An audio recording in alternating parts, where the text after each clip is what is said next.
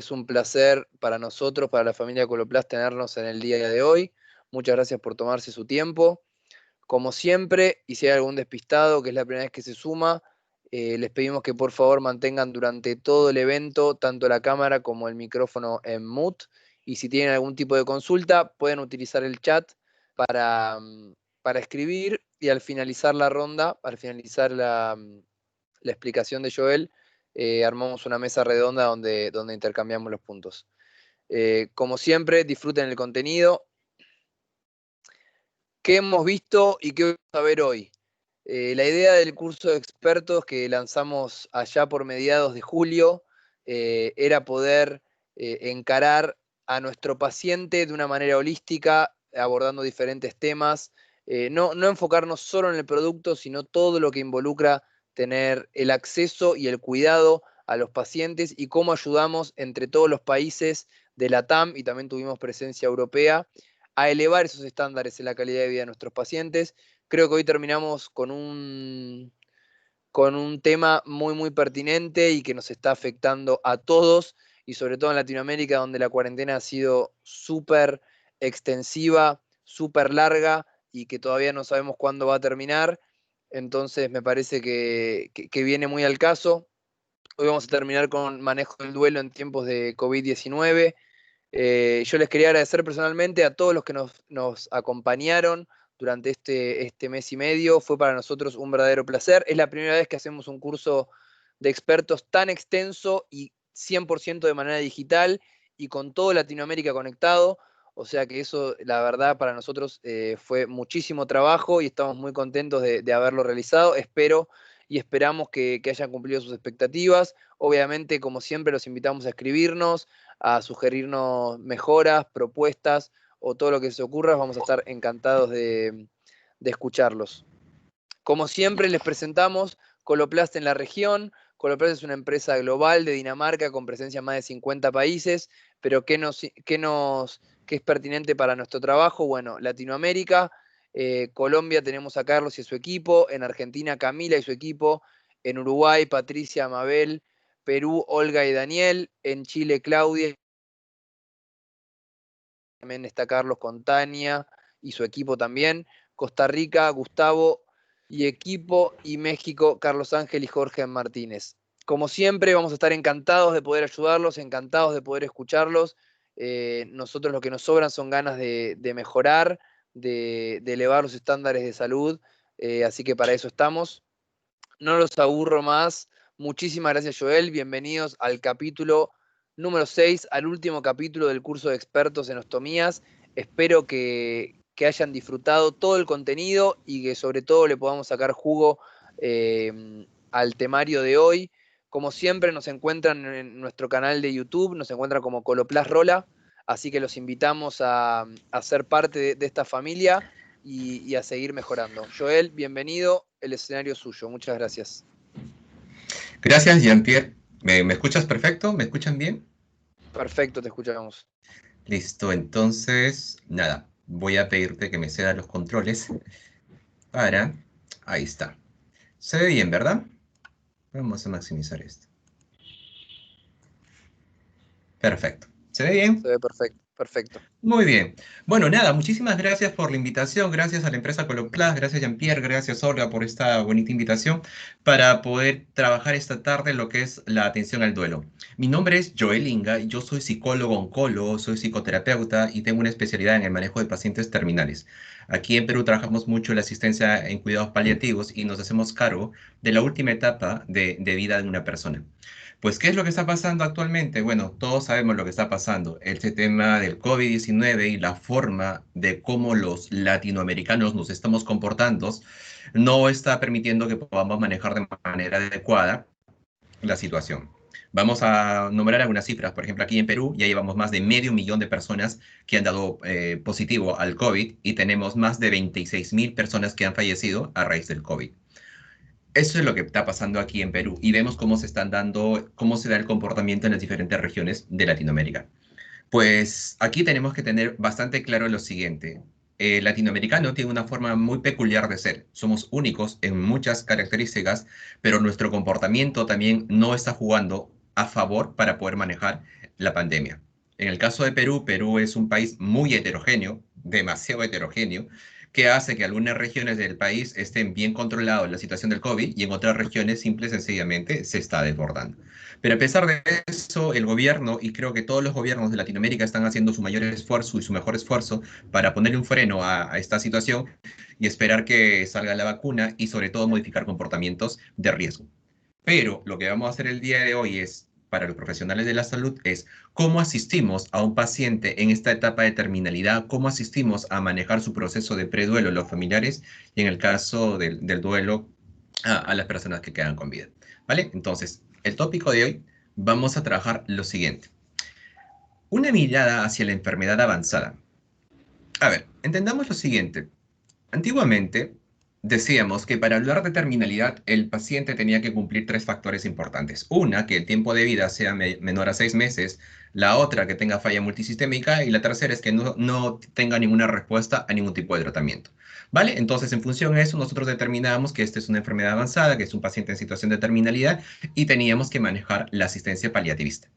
Pero hoy en día esta forma, esta mirada ha cambiado radicalmente.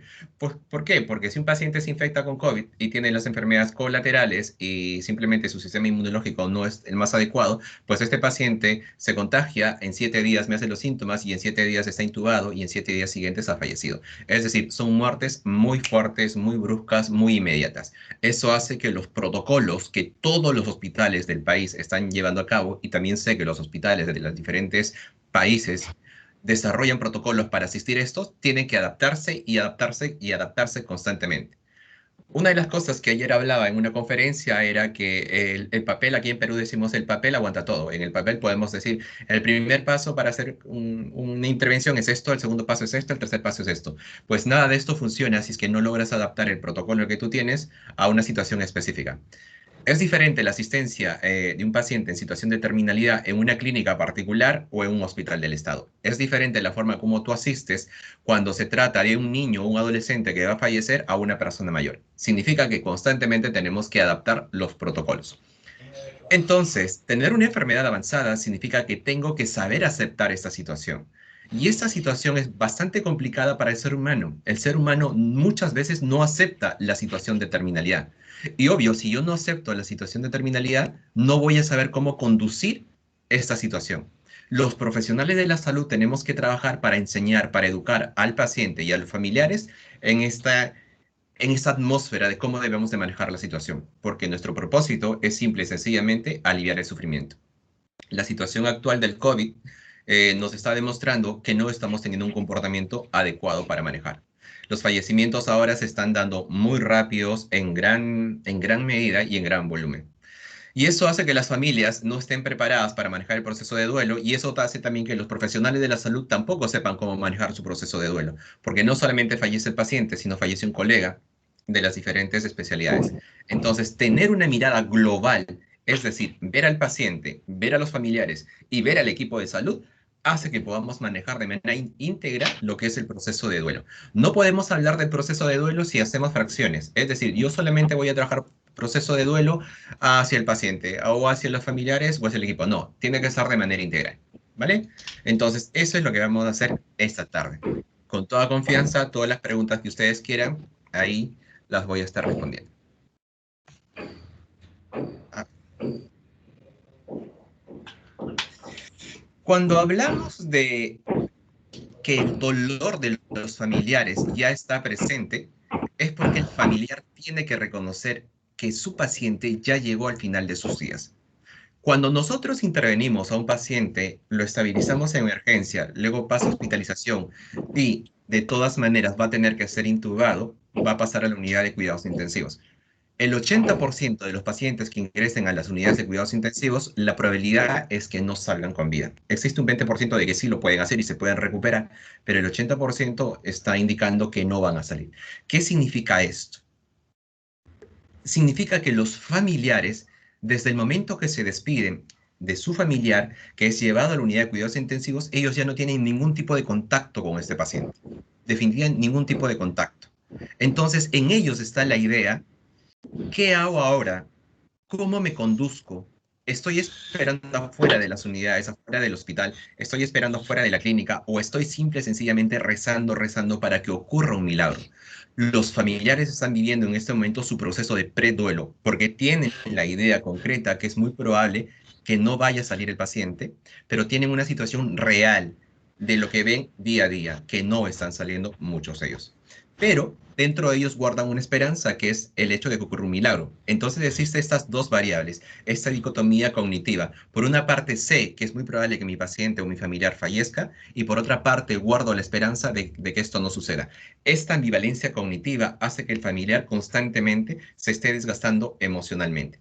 Y cuando aparece esta dicotomía emocional, surgen muchas situaciones. Situaciones como que yo soy el culpable, doctor, porque yo traje el virus a mi casa. Yo me siento culpable porque lo hubiera llevado con anticipación a la unidad de cuidados intensivos o a la unidad hospitalaria.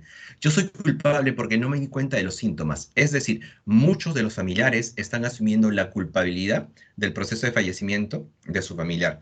Entonces, en el proceso de preduelo y después también en el manejo de duelo con los familiares, tenemos que ayudarles a aliviar, a anular, a mitigar o simple y sencillamente a darle una nueva interpretación a lo que están viviendo. La culpabilidad está muy presente en los familiares. Culpabilidad, ansiedad, estrés, miedo, cuadros depresivos son los síntomas que están muy presentes en los familiares que están acompañando a su familiar que entra a la unidad de cuidados intensivos. Y frente a esto, Steve, está la posibilidad de que ocurra un milagro. A veces ocurre un milagro, seguro que sí. A veces el paciente responde, seguro que sí. Solamente para nombrar un dato importante, aquí en Perú, el 85.5% de los pacientes que fallecieron por COVID eran pacientes que tenían sobrepeso, es decir, tenían una obesidad mórbida. Este es un dato muy importante porque hay que evaluar qué es lo que pasa en las diferentes regiones. En Perú está muy asociado a obesidad mórbida y diabetes. Son los pacientes que se están yendo en mayor número y obviamente se están yendo más varones que mujeres. Ese es un dato. Sería bonito ver qué es lo que está pasando en, no sé, en Brasil, en Chile, en Ecuador, en Bolivia, para determinar cuál es la línea de Sudamérica, cómo están falleciendo, cuál es la enfermedad colateral que traían nuestros pacientes.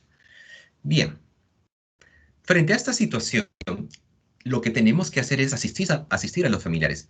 Y ahí es donde se inserta ya una situación concreta. Es decir, cuando nosotros llamamos a los familiares y le decimos que tu papá ha fallecido o tu papá no ha respondido a los tratamientos o tu papá ha tenido falla multisistémica, existen dos posibilidades. Cuando el equipo de salud se da cuenta que este paciente no va a salir, definitivamente va a fallecer porque ya existe indicadores que nos señalan que el paciente va a fallecer, tenemos una opción. La opción es llamar a los familiares para que se puedan acercar a la clínica, en este caso una clínica privada, y para que estén cerca al paciente, ojo, a 2 metros o 3 metros de distancia. ¿Para qué hacemos esto? Para que los familiares puedan despedirse de este ser querido. El protocolo dice, ningún familiar tiene que estar cerca de un paciente que tenga con COVID. Eso es cierto. Eso es verdad, pero tenemos que adaptar los protocolos para que el proceso de duelo sea un proceso de duelo sano. Si nosotros no acuñamos esta posibilidad, el sentimiento de culpabilidad y el proceso de duelo se hace patológico en los familiares. Y aquí vamos a tener más adelante familiares con cuadros de depresión, con cuadros de trastorno alimenticio, con estrés postraumático, etcétera, etcétera. Para evitar esto a futuro es que comenzamos a trabajar esta posibilidad. Pueden venir solamente 2 o 3 familiares, los más cercanos, a despedirse. Y ahí hacemos el proceso de despedida. En esto tenemos que comenzar a trabajar un cambio de esquema mental. Nuestra mente se ha acostumbrado a tener una dinámica concreta y específica. Cuando mi mente ha proyectado, digamos, vamos a poner un ejemplo, yo he proyectado con mi padre, no sé, las próximas vacaciones en enero, irme a Europa con mi papá, pero mi papá acaba de fallecer de COVID, yo tengo que reelaborar una nueva forma de interpretar este proceso de vivir.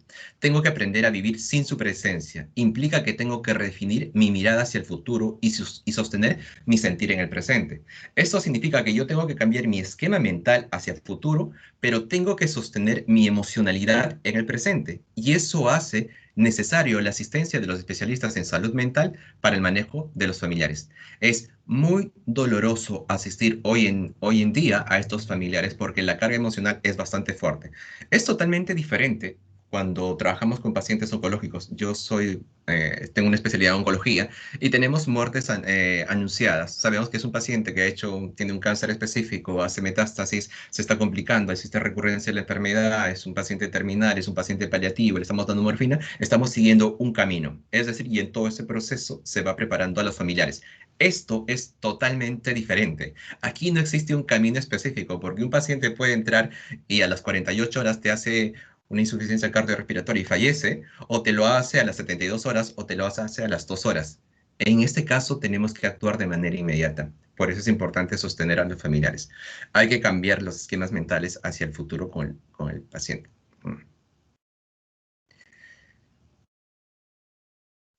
Y cuando hablamos con el familiar, lo llamamos y le decimos, esto es lo que está pasando con tu mami o con tu papi, con tu padre o con tu madre.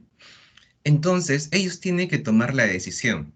Y la decisión muchas veces es, yo acepto el fallecimiento de mi papá cuando ya está intubado, acepto venir a despedirme de mi padre y luego tengo que tomar una decisión. O voy a cremar a mi padre o lo voy a enterrar. Y para eso solamente tengo 24 horas según la ley. Cada país es estricto en sus normas y en sus protocolos. Aquí en Perú, cuando un paciente fallece, solamente tienes 24 horas para velarlo y enterrarlo.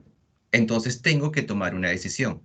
En esto surge otro problema, que cada integrante de la familia tiene una vinculación específica con la persona que ha fallecido, entonces cada integrante de la familia quiere tomar una decisión. Algunos dicen, no, yo no quiero cremar a mi padre, sino simple y sencillamente quiero enterrarlo. Otros dicen que no. ¿Qué dice la regla? La regla recomienda que tiene que ser cremado, pero es una decisión. Es decir, aparte de vivir el fallecimiento de mi padre, aparte de vivir la posibilidad de contagiarme con el virus, aparte de sostener mi miedo, tengo que tomar la decisión donde ha de fallecer este ser querido. Esta toma de decisiones ahora, hoy en día, es muy doloroso, es bastante fuerte y hay que saber manejar esta situación. Esto es lo que está pasando aquí en nuestra querida región. Cuando estamos frente a esta situación, tenemos que darnos cuenta qué es lo que tenemos que asistir nosotros los profesionales de la salud mental. ¿A quién asistimos? Pues tenemos que asistir al familiar y va a depender mucho. Por ejemplo, si yo tengo las necesidades de los hijos, es decir, el que acaba de fallecer es mi padre, es un médico de 40 años, ha fallecido. Mi madre es enfermera, es obstetra de 35, 40, 50 años, ha fallecido. ¿A quién voy a manejar mi asistencia paliativista, mi asistencia en el tema de manejo de duelo? Serán a los hijos. Y tengo que revalorar con los hijos una nueva forma de aprender a vivir sin mamá o sin papá. Y voy a tomar en cuenta la edad de los niños. ¿Cómo hago si el que va a fallecer es un paciente de 45 años y sus hijos tienen 10 o 6 años? ¿Qué hago? ¿Tomo la decisión de decir, tienen que venir a la clínica a despedirse de su padre? ¿Tengo que hablar con la mamá para ver esto? Es muy difícil en esos momentos. ¿Me dejo entender? Si yo he tenido adolescentes de 13, 14, 15 años que se han despedido de su familiar, pero no permito el ingreso de niños de menor de 9 años, porque los estaría exponiendo a una situación bastante traumática. Entonces, pero tengo que trabajar y asistir a este niño y a la familia. Y si en este caso no falleció el papá, el que fallece es un hijo, ¿cómo asisto al padre? ¿Cómo hago la vinculación con el padre? ¿Qué necesita este padre, por ejemplo? La ley de la vida dice que son los hijos quienes tienen que enterrar a un papá. En este caso es al revés. ¿Cómo hacemos? Esto también se desborda muchas veces. Aprender la presencia de tu hijo es muy doloroso. Aprender a caminar todos los días sin la presencia de tus hijos amados es muy doloroso. Ahí tenemos que trabajar bastante fuerte y tenemos que tener mucho cuidado. Y si el que fallece es un integrante del equipo de salud, ¿cómo estructuramos o cómo reestructuramos nuevamente al equipo de salud? Son variables que tenemos que tomar en cuenta. Estas variables no están estructuradas en los protocolos, pero la experiencia que estamos teniendo, muchos de los que trabajamos directamente con pacientes con COVID, hace que nuestra mirada sea específicamente a ellos. Protocolos casi individualizados. Entonces, hasta ahí es importante tomar en cuenta lo siguiente. Que los familiares tienen que aceptar esta situación de pérdida y es muy doloroso aceptar esta situación de pérdida. Tienen que acompañar y conducir este proceso. porque ellos también tienen que asumir su cuota de responsabilidad. Casi siempre en los protocolos de cuidados paliativos o el manejo de duelo era los profesionales nos hacemos cargo de los familiares que quedan. En esta situación no existen muchos profesionales de la salud mental que están trabajando sobre esta figura porque existe una escasez de profesionales de la salud mental especializado. Entonces lo que siempre estamos trabajando es la corresponsabilidad. ¿Quién de la familia es la persona que puede sostener por un tiempo a los integrantes de la familia? Cuando se aborda a la familia, se trabaja en sostenernos en equipo, en despedirnos de este familiar en equipo, en aprender a soltar esta vinculación en equipo, a renombrar a la persona que falleció de una manera totalmente diferente. Los familiares pasan por una dicotomía cognitiva que hace que tengo que decidir dónde ha de fallecer mi familiar y si será cremado o será enterrado. Para eso tengo solamente 24 horas. Eso hace que las familias estén viviendo duelos acumulativos, porque no solamente fallece un integrante de la familia, sino fallecen dos o tres integrantes, y eso hace que los duelos se superpongan y hace que la sensación de tristeza o desesperanza o miedo se incremente mucho más, y eso tiene una relación directa con el tema de su salud mental. Entonces, esto es lo que está pasando con los familiares y con el paciente, ¿vale? Entonces, ahora vamos a trabajar qué podemos hacer nosotros, los profesionales de la salud, con los pacientes. Entonces, todo profesional de la salud, todo profesional de la salud tiene las herramientas y competencias necesarias para poder manejar un proceso de duelo. Absolutamente todos. No existe ningún profesional que diga, yo no puedo manejar un proceso de duelo. Sí lo puedes hacer. Sí, solo sí tienes claro qué es para ti el proceso de morir. Sí, solo sí lo tienes demasiado claro qué significa para ti asistir a un paciente terminal. ¿De acuerdo? Entonces, ¿qué es lo que les pedimos a los profesionales de la salud? Primero les pedimos que desarrollen estas herramientas de hospitalidad, de presencia y de compasión. Estas herramientas y competencias del equipo de salud son necesarias. Nuestro trabajo es evitar el sufrimiento del paciente y que los familiares logren aceptar y con el tiempo logren estar en paz. Esto es nuestro objetivo final, aliviar el sufrimiento del paciente. ¿Cómo se alivia el sufrimiento del paciente cuando está intubado, cuando está en una situación que no puede respirar? Pues manejando simple y sencillamente los síntomas específicos. ¿Cómo aliviamos, cómo logramos que los familiares logren estar en paz? Reelaborando, cambiando sus esquemas mentales, aprendiendo a soltar la vinculación, asignándole un nuevo rol a la persona que ya no está. Es decir, el sentimiento que siento hacia mi padre no ha desaparecido. Ha desaparecido la imagen de mi padre, ha desaparecido el cuerpo de mi padre, pero este amor que siento hacia él no ha desaparecido. Entonces buscaré renombrarlo y guardarlo en un lugar especial en mi vida.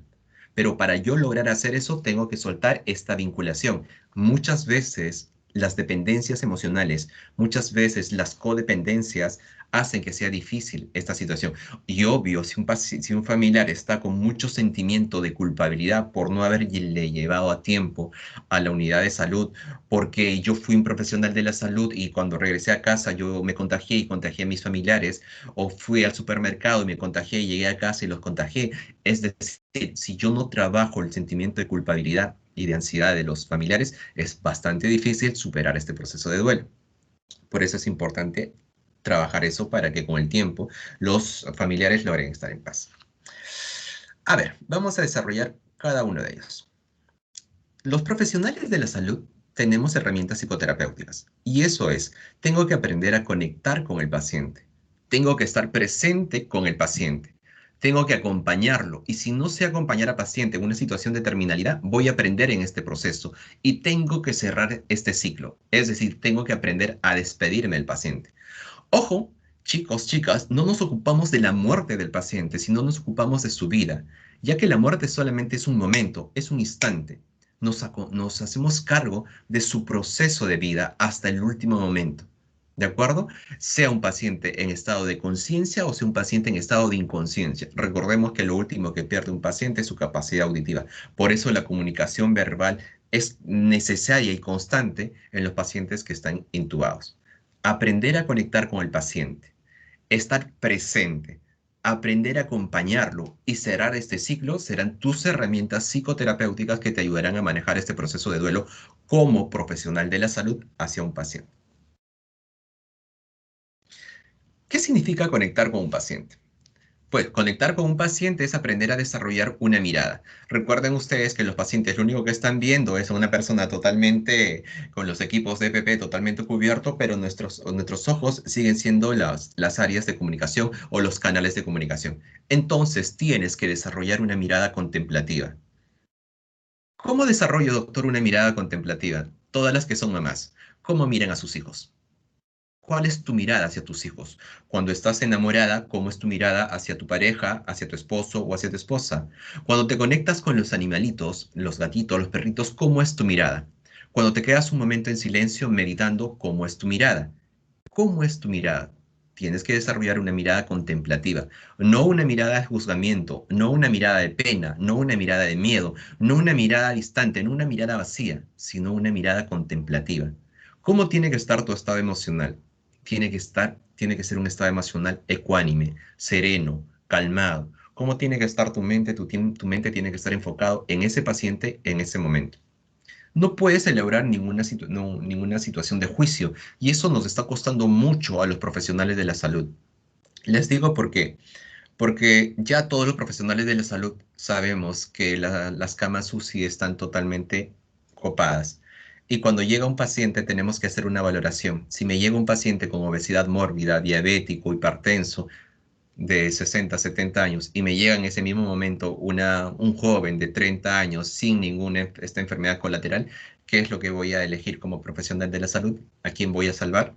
Pues voy a tener que salvar a este joven. Esto es lo que está pasando en muchas de las regiones de Latinoamérica. Y esto hace que también trabajemos nuestra escala de valores. ¿Cómo estoy yo manejando mi escala de valores en el momento de ejercer mi profesión? Aquí se está trastocando porque no estábamos preparados, ninguno de los profesionales de la salud, a hacer esto, a elegir a qué persona salvar y no salvar. Solamente esto se hace en las guerras o en los conflictos armados. Elegimos a quién puede ser salvado o no. Eso es lo que está pasando y eso también causa estrés, ansiedad, depresión, angustia en los profesionales de la salud, sobre todo en los profesionales de la salud bastante jóvenes. Estos médicos, enfermeras y profesionales de 20, 25, 25 años, 26, 27, que están ejerciendo su carrera pero no tienen tantos años, les cuesta mucho manejar esta situación y también entran al consultorio y dicen, en mi caso me dicen, Joel, no sé qué hacer. Acabo de salvar a un joven de 30 años que era un ladrón y acabo de permitir que fallezca un señor de 80 años y su hija afuera me pedía que lo salve. Pero la norma dice tengo que elegir a quién salvar. Y obviamente se tuvo que salvar a este joven muchacho, ¿no? Vienen casos como eso y hace que los profesionales de la salud también se cuestionen si están haciendo lo correcto o no. Por eso tenemos que tener una mente bastante clara y objetiva. Tenemos que aceptar al otro. No puedo cuestionar cómo vino este paciente, si es un ladrón o no es un ladrón. No puedo, tengo que aceptarlo como es. Tengo que aceptar la turbulencia y la lucha de los familiares. Los familiares exigen, los familiares demandan, los familiares transmiten sus estados emocionales. Llegan los familiares a las unidades de emergencia y exigen que los profesionales de la salud se hagan cargo de su paciente. Esta exigencia a veces viene con violencia, a veces vienen con amenazas, o a veces vienen con desesperación. Encontrar a una mamá que se aferra a las rejas o las puertas del hospital pidiendo un poco de oxígeno para su hija que está saturando 90, 90, 82, está saturando poco, entonces es angustiante. Y si no tenemos camas UCI, no tenemos espacio, genera angustia también en los profesionales de la salud y eso altera obviamente sus estados emocionales. Tenemos que aprender a aceptar. ¿No es fácil manejar las unidades de emergencia? No. Por eso se pide que los profesionales en emergencia simple y sencillamente sean resolutivos, que estén conectados con un estado emocional de calma y resolutivos. No puedo contactar, no puedo conectar emocionalmente con el paciente. No, porque si conecto emocionalmente con el paciente, me vinculo emocionalmente y me desgasto. Si tú te vas a conectar con un paciente que está en emergencia, vas a sentir pena, tristeza por él, pena, tristeza por él, pena, tristeza por él, vas a sentir emociones diferentes con cada uno de tus pacientes, te haces daño, te desgastas emocionalmente y pierdes objetividad y esa no es la idea. Hay que entender que todo esto va a pasar, todo esto es temporal. Esperemos que llegue la vacuna y que pronto pase todo esto, pero hay que entender que esto va a pasar. Bien, hasta ahí, esto es conectar con el paciente. ¿Qué es tu presencia? si ustedes observan la lámina, se darán cuenta cuál es la mirada contemplativa de los colegas que estamos trabajando en las unidades de cuidados intensivos. Ah, recuerda, cuando tú has estado en una situación de crisis, ¿qué has valorado más? ¿Un buen consejo o simple y sencillamente el acompañamiento de una persona especial? ¿Qué has valorado más? Casi siempre valoramos más la presencia de una persona. Pero ¿cómo voy a estar presente? Tengo que estar presente como Ellos ya ser. vengan. Es decir, yo tengo que estar ahí delante del paciente, al costado del paciente, no como especialista en cuidados paliativos, no como enfermera de UCI, no como médico de UCI. Tengo que estar ahí como ser humano. Sé que este paciente me va a dejar y mi trabajo es acompañar, Por favor. estar presente para poder transmitirle mi esencia. No mi conocimiento, sino mi esencia. Eso es tener tu presencia, es tu ser. El mejor regalo que le puedes dar a alguien cuando está en una situación de crisis es tu presencia. Y eso es lo que hacemos en cuidados paliativos, en emergencia y en las hospitalizaciones. Y eso es lo que logramos conectar con todos los profesionales de la salud. ¿Cómo es el camino para poder a aterrizar esta idea? Primero, tienes que estar bastante claro contigo misma o contigo mismo. Tienes que mantener la calma y ser empático. Segundo, tienes que acompañarlo el tiempo que sea necesario para ti y para el paciente. Ojo, cuando yo digo tengo que acompañar al paciente, es yo tengo que ver mi tiempo. Me acerco al paciente, dialogo con el paciente, o le pongo oxígeno, o regulo no sé, el medicamento que le estoy dando, o paso mi visita rápido, pero tengo que darme cuenta qué tiempo necesito yo para estar con el paciente y qué es lo que el paciente necesita en ese momento de mí. Mi mirada nunca puede ser otra que una mirada contemplativa. Recuerda que tenemos que hablar al paciente hasta el último momento y tenemos que aprender a despedir y a cerrar este ciclo con los pacientes. Cuando nosotros trabajamos en una situación de esta, que ya el paciente va a fallecer, todos los profesionales de la salud en los hospitales o en las clínicas donde vengo laborando y donde venimos trabajando en un gran equipo, es que el profesional de la salud esté presente al momento que esta persona fallece. Tiene que haber sí o sí un profesional sosteniendo la mano a esta persona que va a fallecer y acompañarlo en este proceso. ¿Por qué hacemos esto? Porque las personas tienen que fallecer con dignidad. El ser humano no puede fallecer de la forma como está falleciendo. En las unidades tenemos que trabajar el tema de la humanización, hoy más que nunca. ¿Cómo hacemos un proceso de cierre? Un proceso de cierre consiste en lo siguiente. Si tú sabes que este paciente ya va a fallecer, lo sostienes de la mano y le dices o le hablas y lo acompañas en ese momento. Vamos a poner un ejemplo. Digamos, Jean-Pierre es nuestro paciente. Sorry, Jean-Pierre, pero Jean-Pierre es nuestro paciente que está en una situación de terminalidad. Lo voy a sostener de su mano y le diré, ten calma, no tengas miedo, yo estoy a tu lado, no te estoy dejando solo. Uno de los temores grandes que tiene una persona es fallecer solo y abandonado. Ese es un temor bastante grande. Por eso muchas veces los pacientes cuando están no en UCI, no en emergencia, sino en hospitalización recibiendo oxigenoterapia y todo el kit de medicamentos, cogen a la enfermera de la batita y le dicen, no me deje, señorita, si algo me pase, no me suelte, por favor. Existe mucho miedo a fallecer solos. Por eso todos los profesionales saben que tienen que sostener a este paciente. Lo hacemos por dos motivos. Primero, porque tenemos que acompañar a este ser humano con dignidad para que se despida de esta vida y se transforme simplemente en su esencia pura. Entonces, eso es lo primero que hacemos por el paciente. Y lo segundo es por ti, es decir, por ti que eres profesional de la salud. Cuando nosotros cerramos un ciclo con el paciente, nos despedimos. Yo le digo al paciente, muy bien, no tengas miedo, ten calma, estoy acompañándote, no te suelto, te estoy acompañando a Jean-Pierre, tranquilo, te vas a quedar dormido, te vas a quedar dormido, todo está bien, no te estoy dejando solo, el paciente fallece. Luego, yo me tengo que despedir de este paciente. Suelto la mano de Jean-Pierre y simplemente hago una pequeña oración o hago una pequeña venia, una pequeña reverencia y le digo, gracias, hasta este momento te acompañé. Ahora es tiempo de que partas y continúes con tu forma de ser. Me despido y te doy las gracias por todo este tiempo. No te dejé solo. Fue importante para mí estar a tu lado. Me despido. ¿Por qué es importante despedirte? Porque en ese momento acaba la vinculación con ese paciente e inicia la vinculación, ojo, una vinculación sana, profesional, con el otro paciente. ¿Qué pasaría si las enfermeras, los médicos, los intensivistas no nos despedimos del paciente? Llega un paciente, lo intubo y el doctor está por fallecer. Hacemos RCP, todo. No, ya se falleció, ya, déjalo. Me voy al otro, ya déjalo. Tengo que hacer mi historia y sellar todo eso, hacer todo eso. ¿Qué estoy haciendo yo, profesional de la salud? Como mecanismo de defensa, posiblemente me esté distanciando de este paciente para no conectarme emocionalmente. Falso, ya estás conectado emocionalmente con el paciente. Puedes estar estresado, puedes estar frío, puedes estar distante, puedes estar molesto, puedes estar lo que tú quieras, pero ya existe una vinculación. Entonces, nuestro trabajo como profesionales de la salud es cerrar este ciclo y despedirnos del paciente. Cuando hacemos eso, estamos cuidando nuestra salud emocional y nuestra salud mental. Por eso es que hacemos este proceso de despedida. Ojo que va a depender mucho de a quién estás asistiendo. Si el que va a fallecer es un niño, tu vinculación es totalmente diferente. Si la que va a fallecer es una mamá gestante, tu vinculación es diferente y si es una persona anciana es totalmente diferente. Por eso se pide que tengas una mente bastante clara y una emoción bastante calmada. Ahora, la pregunta sería, pero doctor, ¿cómo logramos eso si estamos viviendo un constante estrés? ¿Cómo logramos mantener ese equilibrio que usted tanto nos dice si el profesional de la salud se siente desbordado, no tiene equipos CPP, la gente no entiende, siguen contagiándose? ¿Cómo aprendemos a gestionar? Bueno, eso sería para otra exposición, hablar cuáles son los recursos psicológicos que el profesional de la salud debe tener para no dañar su salud mental y emocional.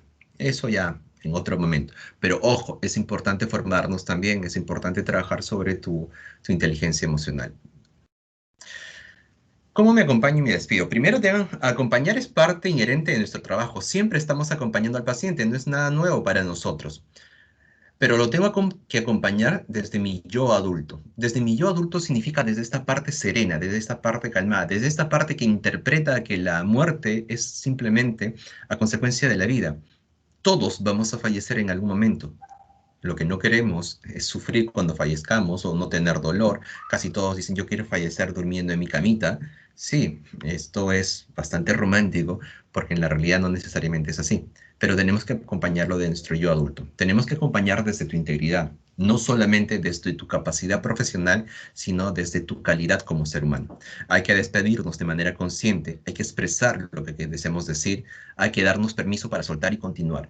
A veces los profesionales de la salud nos cargamos tanto emocionalmente que ya no podemos más. Y aquí es donde tenemos que tener el soporte y el sostén de todo el equipo de salud. Ustedes habrán visto las noticias que una enfermera en Italia se suicida, en Estados Unidos se han suicidado enfermeras, en España también, y está pasando mucho eso. ¿Por qué? Porque el profesional de la salud también tiene un desgaste bastante fuerte. Y todos nosotros tenemos antecedentes de crisis o antecedentes de episodios traumáticos en nuestra vida. Si esos episodios traumáticos ya han sido sanados, pues esta situación lo vas a poder manejar bien. Pero si tus episodios traumáticos de tu vida no han sido sanados, frente a esta pandemia, todo eso se puede activar y puedes encadenar un desborde o una crisis que no puedas manejar. Si eso te está pasando, por favor, busca un profesional de la salud mental que te va a poder ayudar. ¿Hay que darnos permiso para llorar? Sí, por supuesto que sí. ¿Hay que darnos permiso para sentirnos frustrados? Sí, por supuesto que sí. En otras palabras, tienes que darte permiso para conducir tus emociones, no para controlar las emociones. Las emociones no se controlan, las emociones se conducen para aliviar y buscar un proceso de autorregulación. Recuerda que necesito de tus dos manos para asistir a otro paciente. Cuando hayas pasado por todo este proceso, lo único que tienes que hacer es agradecer. Agradecer porque estás a este lado, del lado de quien ayuda, no de quien necesita ser ayudado. ¿Me dejo entender? Porque todo da vuelta en esta vida, dice. Hay que agradecer y hay que continuar. Eric Benito era un médico, bueno, es un médico oncólogo, especialista en cuidados paliativos, es una referencia a nivel mundial en la Universidad de Navarra el año pasado, en el Congreso Internacional de Cuidados Paliativos. Él decía, si desconoces qué es el sufrimiento y no entiendes el proceso de morir, como un traspaso donde la persona accede a su propia trascendencia, puedes darle morfina, puedes aliviarle el dolor, pero no entenderás a la persona en todas sus dimensiones. Eric, ¿a qué se refería con todo esto? Eric decía lo siguiente, no olvidemos que cuidados paliativos no es solamente aliviar el síntoma físico del dolor, tenemos que aliviar toda la dimensión humana de esta persona, tenemos que ayudarlo a conducirlo y atravesar este proceso. Para eso somos especialistas en cuidados paliativos. para ayudar, para sostener, para acompañar al paciente en esta trascendencia que es su propio proceso de morir. Lo único que hace la persona es cambiar de forma, deja esta forma física de carne y hueso y se transforma. Por eso es que tenemos que hacernos cargo de este proceso. Manejar el proceso de duelo implica que tenemos que trabajar como equipo. No puedes manejar una situación de proceso de duelo solo. Es imposible, te desgastas. Hay que aprender a sostenernos en equipo. Hay que aprender a entrar en equipo y hay que aprender a salir en equipo. Nosotros somos una familia, pero esto cuesta mucho. En la presentación y hasta en los protocolos está muy bonito, pero en la realidad cuesta mucho, porque cada uno tiene una estructura de personalidad totalmente diferente y una motivación totalmente diferente. Cada uno de nosotros tiene una madurez emocional totalmente distinta. Algunos manejaremos muy bien nuestro miedo, gestionaremos nuestra ansiedad, nuestro estrés, aprenderemos a cerrar nuestros ciclos, aprenderemos a despedirnos de este ser querido, nos sostendremos en familia, pero para otros colegas se les hace muy complicado eso. Pero tenemos que aprender a gestionar todas estas variables emocionales que estamos viviendo. Entonces, chicos y chicas, el manejo del duelo se hace de esa manera. Tenemos que aprender a conducir toda esta situación. Bien, entonces hasta aquí es mi presentación. Muchísimas gracias por su paciencia. He terminado justo 44 minutos y he dejado este tiempo para poder absolver algún tipo de preguntas si tuvieran. Muchísimas gracias, Jean-Pierre. Muchísimas gracias al equipo que me ha convocado. Pues nada, a sus órdenes. Bueno, muchísimas gracias. Joel, creo que estuvo clarísimo, súper profundo, súper informativo. Me preocupé un poco cuando me pusiste ahí en paciente terminal, pero creo que me llevaste por buen camino. Tenemos algunas preguntas. Sí, Eh, yo ah, tengo una pregunta. sí, Buenas sí, tardes, buenas tardes. profesor Leal. Mi nombre es Rita. Les pedimos que por favor utilicen el chat porque si no nos desorganizamos un poco. Voy a leer la primera. Paula Reyes, que nos pregunta la pérdida de un compañero de trabajo, cómo afrontarlo, ya que no hemos podido despedirnos. Bien, es una bonita pregunta. En principio, tenemos que darnos cuenta quién ha fallecido del equipo de trabajo. Si del equipo de trabajo, por ejemplo, yo soy el jefe, digamos, del piso de COVID, yo soy el médico encargado y la que fallece es una enfermera, tengo que reunir a todo el equipo, porque la vinculación emocional de las enfermeras es totalmente diferente a la vinculación emocional de los médicos, es totalmente diferente. Entonces yo reúno a todas ellas y comenzamos a hablar de la persona que falleció y cada una de ellas comienza a expresar lo que le hubiera gustado decirle a esta colega que ha fallecido. Muchas veces ellas dicen, lamento no haber estado a tu lado, ¿por qué no me di cuenta? Otras dicen, descansa, ve tranquila. Es importante que cada una de las personas del equipo pueda expresar lo que siente hacia esa persona. Ojo, no siempre lo que va a expresar es, te extraño, que te vaya bien. No, hay personas que también expresan, me duele que te hayas ido, pero me da cólera que ya no estés conmigo. Tengo una rabia porque no estás. Siento que me has abandonado. Es decir, cada persona, cada integrante tiene una vinculación diferente y nuestro trabajo en primer lugar es exteriorizar o verbalizar esto que estás sintiendo. Lo segundo es darle una nueva significancia. ¿Qué significa para ti la pérdida de esta persona? ¿Y cómo vas a manejar tú esa pérdida? La verdad te dicen, la verdad, Joel, no sé cómo manejar esto. Y le digo, ¿y si le rindes un homenaje? Y me dice, ¿de qué manera? Dime una característica importante de esta persona que falleció. Era muy alegre, o era muy trabajadora, o era muy sociable. Ok, ¿qué te parece si tú coges un poco de esa energía y de hoy en adelante a ti te das un poquito de alegría en la vinculación con tus pacientes? Ahí estarías redefiniendo o reasignando la experiencia de esta persona en ti. Cojo un poco de su experiencia, la hago propia y no la olvido, pero la recuerdo desde una posición sana, no desde el dolor. ¿Me dejo entender? Es decir, cada una de ustedes tiene que hablar sobre la pérdida de una colega. Si fuese equipo de salud de enfermeras o si fuese un equipo de médicos, hay que hablar. ¿Y qué pasa, doctor, si cuando llego y me dicen que no está y entro en un llanto y las personas me dicen, cállate, cállate, no estés llorando? No, es todo lo contrario. Es llora, yo te sostengo. Yo soy tu compañero y te sostengo. Llora todo lo que tú quieras llorar. Bueno, va a llorar más o menos de 7 a 10 minutos, porque más allá de eso ya no se puede llorar. Entonces va a llorar y se va a autorregular. Luego trabajaré sobre el esquema mental, qué significa para ti ella, cómo la puedes recordar o cómo la puedes valorar. Así se maneja. Excelente. Bueno, acá tenemos un comentario que me parece bastante valioso poder leerlo porque creo que resume un poco el objetivo de por qué decidimos incluir esta temática en el curso de expertos. Susan desde Chiclayo nos dice, maravilloso, excelente ponencia, maestro Joel, espacio que nos enseña a despedirse del paciente. Como enfermera de emergencia, es verdad, necesitamos despedirse del paciente porque como profesional nos quedamos con ese vínculo, recordando los últimos momentos y nos cargamos emocionalmente con algunos casos. Me parece que es muy atinado el comentario y creo que cumple el objetivo primordial que teníamos, no solo con el equipo Coloplast, sino con Joel, de poder tratar este tema. Mientras algunos escribe otra pregunta, yo le quería agradecer, sobre todo a Joel, me parece un tema súper interesante y súper difícil de hacerlo tan claro como usted lo logró, así que muchísimas gracias por eso. Esto ha sido el curso de expertos de ostomía de Coloplast Latam 2020. Espero que lo hayan disfrutado. Personalmente creo que es muy importante cada uno de los temas que hemos abordado, que hemos escuchado, que hemos discutido y que hemos preguntado. Por eso los invitamos a repasar cada uno de los capítulos en nuestro canal de YouTube. Nos encuentra como Coloplast Rola. La realidad es que para nosotros ha sido un verdadero placer. Hemos sido más de 100, 150 personas por encuentro, más de 10 países. Hemos conectado a todo Latam, desde Uruguay, Chile hasta México. Estamos súper contentos de poder armar comunidad, de poder ser la familia Coloplast que queremos construir. Así que muchísimas gracias por eso.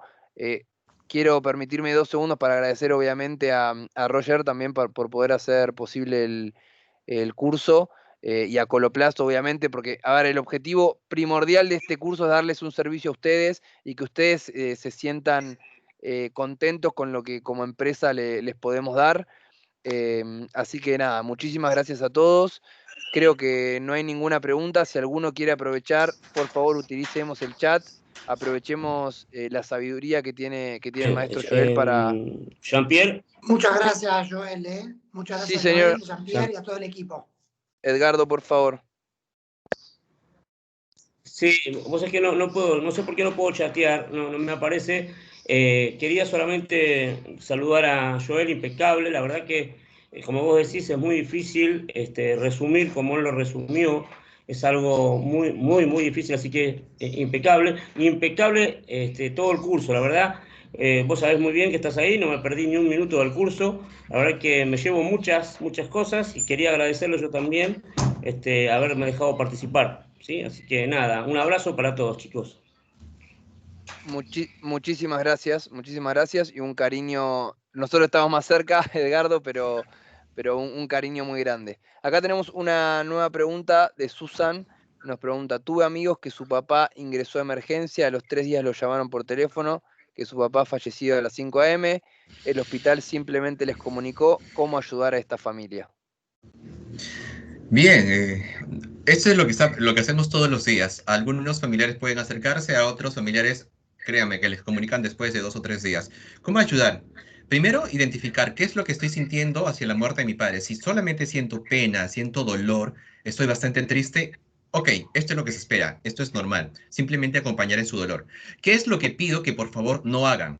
No invadas al familiar mandando mensajes de texto, te acompaño en tu dolor, hermana, amiga, cuenta conmigo. No pongas lazos negros en el Face, no pongas memes, no pongas absolutamente nada. No se te vaya a ocurrir mandar flores para que te mande un ramo de flores para que sepas que mi familia está con tu dolor. No hagas absolutamente nada de eso, porque lo que estás haciendo es, no le estás permitiendo a esta amiga o a esta persona a que comience a elaborar su proceso de duelo. Cuando nosotros estamos viviendo una experiencia de pérdida y los mensajes es, vamos a celebrar la misa del mes, la misa de la semana, vamos a recordarlo como lo que siempre ha sido, mi tío ha sido lo máximo y comenzamos a poner en el Face un montón de cosas, eso no ayuda para nada. Es todo lo contrario. Lo que hace simplemente es abrir más la herida, aperturar más el dolor. Porque si no te das cuenta, si yo mando un mensaje de texto diciéndole a una amiga, lamento mucho la pérdida de tu papá, me duele en el corazón que él se haya ido, porque era una persona muy importante, no sé cómo vas a hacer, ¿qué estás haciendo? Estás transfiriendo tus estados emocionales a esa persona. Y al transferir tus estados emocionales de dolor, sufrimiento, tu pena, inconscientemente le estás asignando a ella la responsabilidad de que se haga cargo de tu dolor. No hagamos eso. Con todo el respeto, simplemente puedes decir, si me necesitas, aquí estoy para ti. Si deseas hablar, cuenta conmigo. Punto. Excelente. Frases cortas, cosas puntuales. No te atrevas a decir, yo estoy a tu lado, yo voy contigo, recogemos a tu papá, lo enterramos. No, si la persona no te lo pide, no lo hagas, por favor. Es así como manejamos. Excelente, clarísimo. Creo que Judith, si nos escuchás, si tenés una pregunta, podés hacerla, que tenés la mano levantada.